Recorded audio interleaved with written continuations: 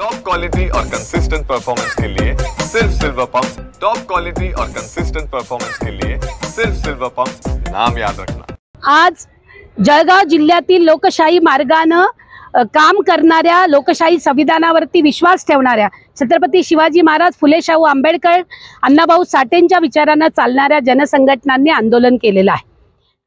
जनसुरक्षा विधेयक, आम्ही त्याला कौसामध्ये जन असुरक्षा विधेयक म्हणतो। हे विधेयक महाराष्ट्रामध्ये कष्टकऱ्या गरिबांच्या मार्गाने आंदोलन करणाऱ्या, त्यांच्या न्याय हक्कासाठी, भाकरीसाठी, रोजगारासाठी लढणाऱ्या संघटनांचा आवाज दाबणारं हे विधेयक आहे। या विधेयकामध्ये डाव्या विचारसरणीच्या कडव्या संघटना असा शब्द वापरलेला आहे। खरं म्हणजे नक्षलवादी संघटना संपवण्यासाठी आधी कायदे आहे। हे कायदे असताना सुद्धा जिथे जिथे भाजपची सत्ता 10 वर्षापेक्षा जास्त काळ आली, मग तो मध्य प्रदेश असो, तो गुजरात असो किंवा आता महाराष्ट्र असो, तिथे तिथे हे विधेयक आणले गेलेले आहेत।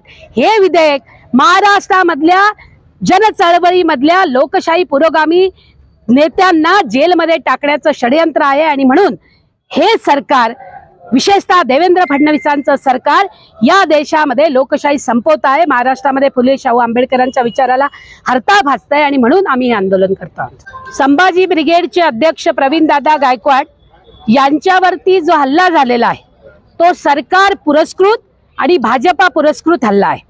कारण गेल्या 3 महिन्यापासून दीपक काटे नावाचा खुनी, आई वडिलांची शेती पळवणारा, त्यांना देशोधडीला लावणारा नालायक सुपुत्र याने या संदर्भामध्ये अनेक वेळा आवाज उठवला आणि प्रवीण दादा गायकवाडांना धमकी दिली। असे असताना सुद्धा भाजपाने मात्र त्याला भाजपाचा युवा मोर्चा म्हणून पद दिलं आणि या सर्व गोष्टींकडे दुर्लक्ष केलं। कारण प्रवीण दादांसारखे लोकशाहीच्या मार्गाने चालणाऱ्या लोकांवरती यांना या राज्यामध्ये त्यांना राहू द्यायचं नाहीये। यांना ह्या सर्व चळवळी संपवायच्या आहेत, कारण ते गरिबांचे आवाज उठवतात, इथल्या तरुणांना रोजगार देतात, त्यांच्यासाठी प्रश्न विचारतात। आणि म्हणून प्रवीण दादा गायकवाडांसारख्यांवरती जर असा हमला केला जात असेल, काळं फासणं हे कृत्य जर केलं जात असेल, तर आम्ही आज जळगावच्या सर्व जनसंघटनांच्या वतीनं सरकारला आव्हान करीत आहोत की यापुढे असली दादागिरी आम्ही खपवून घेणार नाहीत। तीव्र आंदोलनाचे पडसाद महाराष्ट्रामध्ये उमटतील आणि जळगाव जिल्हा त्याच्यामध्ये मागे नसेल।